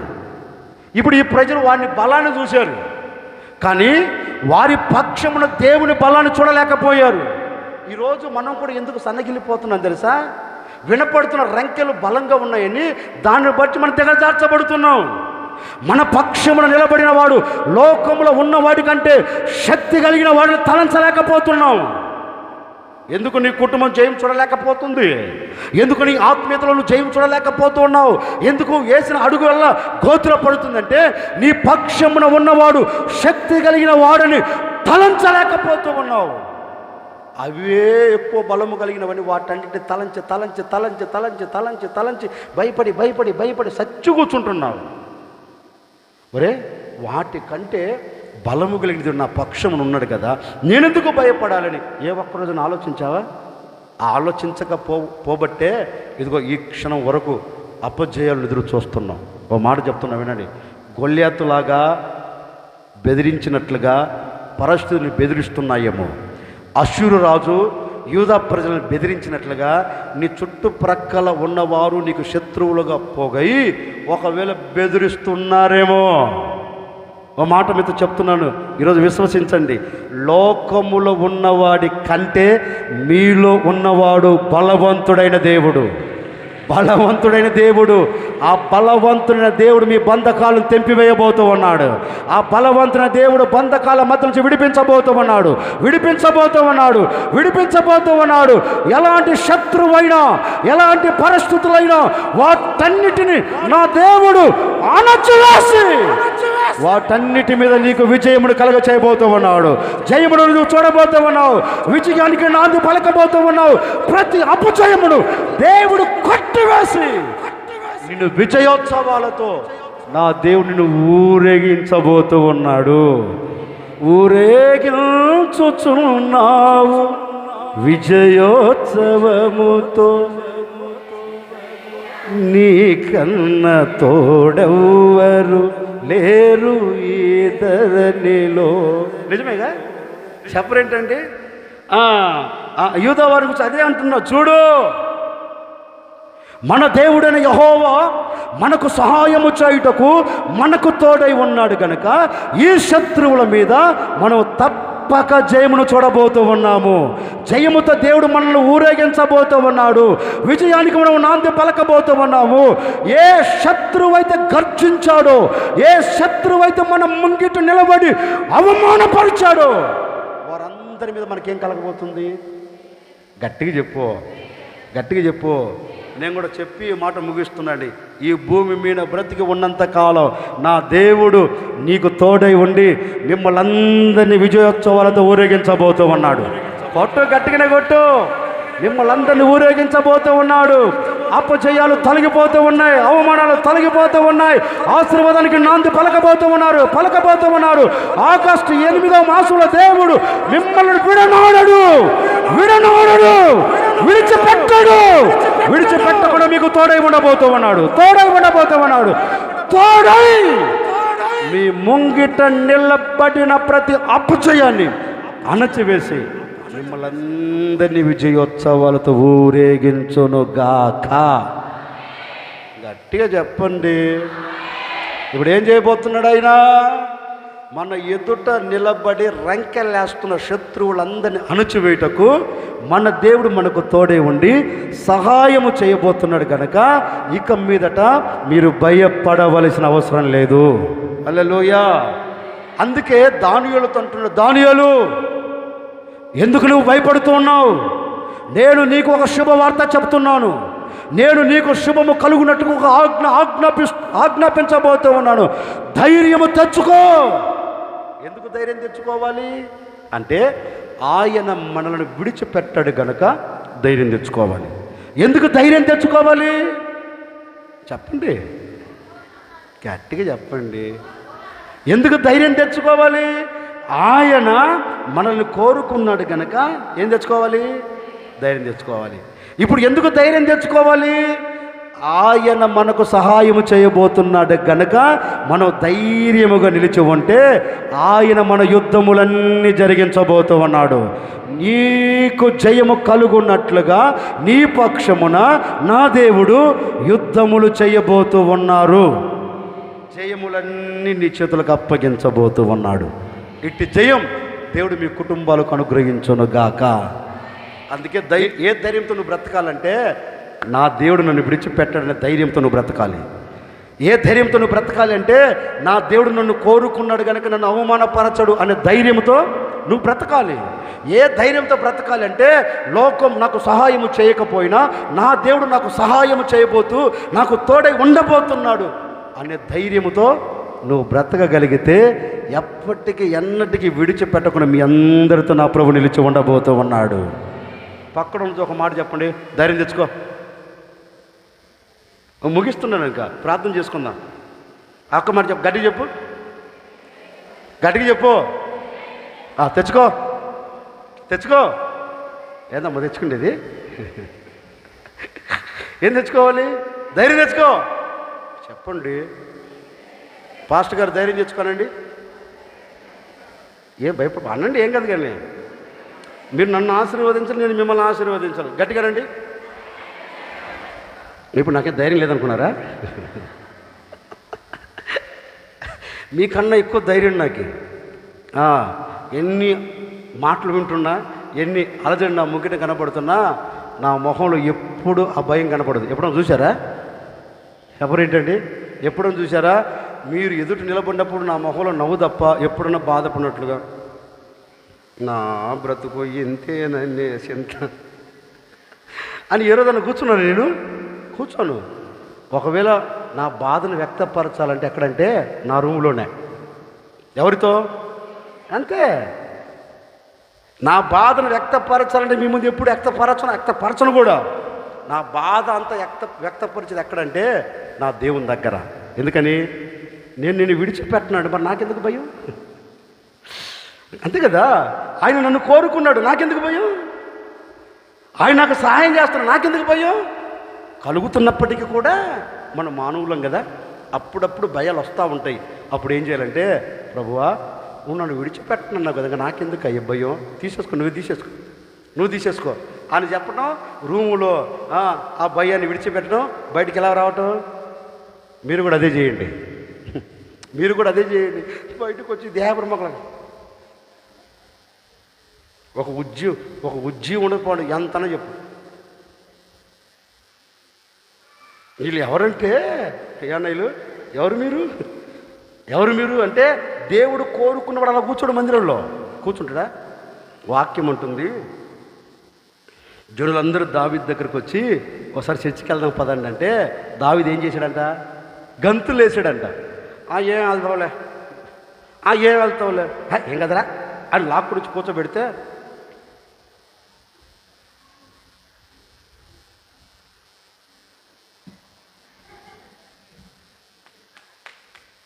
అది కొట్టుకుంటాను కూర్చున్నాడా? మాట్లాడని తల్లే. కూర్చోలే దావీదు సంతోషంగా వచ్చాడు దేవుని మందిరానికి. మరి మీరు సంతోషంగా వచ్చారో ఏం రాతావులే, పోవాలి, మీరు ప్రభు వల్ల కదా, పోకపోతే ఇబ్బంది అని వచ్చి కూర్చుంటున్నారు. అట్లా కూర్చోగలిగి ఎప్పుడు మందిరం అట్లా కూర్చోగలిగి దండం పెట్టి చెప్తున్నా. దేవుని మందిరం ఇదేంటి? ఆనందపురం. దేవుని మందిరం ఏంటి? ఆశ్రయపురం. దేవుని మందిరం ఏంటి? ఆరోగ్యం ఇవ్వగలిగిన స్థలం. దేవుని మందిరం ఏంటి? నీ హృదయాన్ని ఉజ్జీవపరచగలిగిన స్థలం ఇది. ఇక్కడికి వచ్చి దేవర మహేశ్వరం కూర్చోకూడదు. ఎన్ని బాధలున్నా ఇంటి దగ్గర విడిచిపెట్టి దేవుడి సన్నిధికి వచ్చి మనసారా ప్రభుని స్తుతించాలి. అప్పుడు మనకేం కలుగుతుంది? ఎక్కడ లేని ఆనందం. వద్దా కావాలా? మాట్లాడేంటి? అందుకే చెప్తున్నాడు, ఇదిగో ధైర్యం తెచ్చుకో, ఇంకా ఆ దేవర మొహం విడిచిపెట్టు అనండి. ఆమెనా? సర్లేండి, నేను కూడా మిమ్మల్ని ఆశీర్వదిస్తున్నాను. ధైర్యం తెచ్చుకోండి. నా ప్రభువు అయిన యేసుక్రీస్తు ఇక మిమ్మల్ని విడిచిపెట్టకుండా మీతో కూడా ఉండబోతూ ఉన్నాడు. ధైర్యం తెచ్చుకోండి. ఆయన మిమ్మల్ని కోరుకున్నాడు. ధైర్యం తెచ్చుకోండి. ఆయన మీకు సహాయము చేయబోతూ ఉన్నారు. అలాగే లేచిన వచ్చిన ప్రార్థన, ప్రభువుని అడుగు. నేను అధైర్యపరచబడుతూ వచ్చానయ్యా, గనుక ఆటుపోట్లు ఎదుర్కొంటున్నాను, అవమానాన్ని చూస్తూ వచ్చాను, గనక నన్ను విడిచిపెట్టకుండా నాకు తోడే ఉండయ్యా. నీవు ధైర్యముగా ఉండాలి. ఎందుకు నీవు ధైర్యముగా ఉండాలి అంటే ఆయన నిన్ను విడిచిపెట్టడు. ఎందుకు నీవు ధైర్యముగా ఉండాలి అంటే వాక్యం చెప్పకనే చెబుతుంది, వాక్యం చెప్పకనే హెచ్చరిక చేస్తూ ఉంది. ఆయన నిన్ను కోరుకొని ఉన్నాడు గనుక ధైర్యం తెచ్చుకో. ఆయన నీకు సహాయం చేయబోతున్నాడు కనుక ధైర్యం తెచ్చుకో. ప్రార్థన చేసుకోండి. మేము కూడా మీ కొరకు చిన్న ప్రార్థన చేయబోతున్నాం. ప్రార్థన.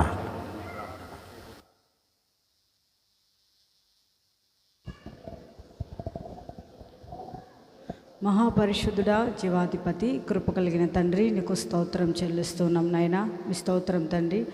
గత 7 మాసాలు కాపాడి 8వ మాసంలో మొదటి పునరుద్ధానపు ఆరాధనలో నన్నును మమ్మల్ని మా విశ్వాసుల యొక్క అయ్యా ప్రతి ఒక్కరిని కూడా నా తండ్రి నీ మందిర ఆవరణంలో సజీవుల లెక్కలో ఉంచారయ్యా. మీకు కృతజ్ఞతాస్తుతి చెల్లిస్తున్నాము తండ్రి. సజీవులే కదా మిమ్మల్ని స్తుతించేదని మమ్మల్ని అందరినీ మరొకసారి నీ సన్నిధిలో సజీవుల లెక్కల్లో ఉంచి మీ సన్నిధిలో నా తండ్రి నీకు స్తోత్రం నాయన. పాటల ద్వారా మీ నామానికి మహిమ తెచ్చుకున్నారు. ఆత్మ ఆరాధనలో ప్రతి ఒక్కరిని మీ ఆత్మ చేత అభిషేకించారయ్యా, మీకు స్తోత్రం చెల్లిస్తున్నాము తండ్రి. దైవ సేవకుల్ని నిలబెట్టి మీ సన్నిధికి వచ్చిన మా అందరితో నా తండ్రి మీరు ముచ్చటించినందుకై మీకు స్తోత్రం. దానియేలు నీవు నాకు బహుప్రియుడు అని ధైర్యపరిచిన రీతిగా యేసయ్యా, మేము మీ సన్నిధిలో చేరిన ప్రతి ఒక్కరం కూడా నా తండ్రి మీకు ప్రియమైన వారిముగా ఉండాలి అంటే యేసయ్యా, మీరు మమ్మల్ని విడిచిపెట్టక అయ్యా, మీరు మాతో ఉండి మమ్మల్ని నడిపించగలిగిన దేవుడవయ్యా. అనేక పర్యాయాలు నా తండ్రి అధైర్యపడుతూ భయపడుతూ దుఃఖిస్తూ నా తండ్రి ఎంతమంది అయితే ఉన్నారో అయ్యా, వారందరితో ఈ దినాన పరిశుద్ధాత్ముడా మీరు ముచ్చటించినందుకై మీకు స్తోత్రం చెల్లిస్తున్నాం నాయన. అయ్యా, ఎవరిని మీరు కోరుకుంటే నా తండ్రి అయ్యా, కోరుకుని వారిగా మేమందరం కూడా మీ సన్నిధిలో నా తండ్రి కనబడాలి తండ్రి. దావీదైతే నా తండ్రి శామ్యూయేలు నా తండ్రి తన అన్నదమ్ములను కోరుకున్నాడు తండ్రి. ఆ విధంగా కాకుండా యేసయ్యా, మీరైతే హృదయ రహస్యాలు ఎరిగిన దేవుడవయ్యా. నిశ్చయముగా నా తండ్రి దావీదుని దేవుడా మీరు కోరుకున్నారయ్యా. ఆ విధముగా మేమందరం కూడా మీరు కోరుకునే వ్యక్తులంగా నడిపించబడాలి నా తండ్రి. నీకు స్తోత్రం నాయన. అయ్యా, హిజ్కియా యోధా ప్రజలందరూ అషూరు రాజును చూచినప్పుడు భయంతో కలవరంతో అధైర్యంతో నా తండ్రి వారి యొక్క హృదయాలు కలవరపరచబడినాయి నా తండ్రి. ఆ విధంగా కాకుండా మేమందరం కూడా శత్రువుల్ని చూచినప్పుడు నా తండ్రి అయ్యా, మీ సన్నిధిలో మొరపెట్టాలి నా తండ్రి, మీ సన్నిధిలో ప్రార్థించాలి నా తండ్రి. నీకు స్తోత్రం నాయన. ప్రార్థించినప్పుడు మొరపెట్టినప్పుడు నా తండ్రి మీరు మా పక్షముగా ఉండి జయాన్ని చేయగలిగిన దేవుడవయ్యా. మీకు స్తోత్రం తండ్రి. యేసయ్యా, నిశ్చయముగా ఈ ఆరాధన అంతటినీ కూడా నా తండ్రి మీ నామఘనత కొరకు మీరు జరిగించినందుకై మీకు స్తోత్రం నాయన. ఈ దినాన నీ మందిర ఆవరణలో అడుగుపెట్టిన కుటుంబాలన్నిటినీ కూడా నా తండ్రి ఏ సమస్యల చేత నీ మందిర ఆవరణంలో అడుగుపెట్టి ఉన్నారో ఆ సమస్యలన్నిటినీ నా తండ్రి మీరు విడుదల కలుగు చేయమని వేడుకుంటూ ఉన్నామయ్యా. మీకు స్తోత్రం. ఈ వాక్యం వినిన ఈ వాక్యం ప్రతి ఒక్కరి హృదయంలో మీరు నీరు కట్టి ఫలింప చేయమని వేడుకుంటూ ఉన్నామయ్యా. మీకు స్తోత్రం తండ్రి. ఇంతవరకు వాక్యం చెప్పిన సేవకులు కూడా మంచి ఆరోగ్యాన్ని అనుగ్రహించి ఈ ప్రాంతానికి కావలసిన కృపని అభిషేకాన్ని అనుగ్రహించమని వేడుకుంటూ ఉన్నాము తండ్రి. నీకు స్తోత్రం. మా ముందు ఉంచబడిన ప్రభు బల్లారాధనలో కూడా మేమందరం కూడా అయోగ్యులుగా కాకుండా యోగ్యులుగా మంచి మనస్సు కలిగి మంచి మనస్సాక్షి కలిగి మీ సన్నిధిలో యథార్థమైన మనసు కలిగిన వారై బలలో పాలు పొందునట్లుగా మీరు సహాయం చేయమని వేడుకుంటూ నజరేయుడైన యేసు నామములు అడిగి వేడుకుంటూ ఉన్నాము తండ్రి.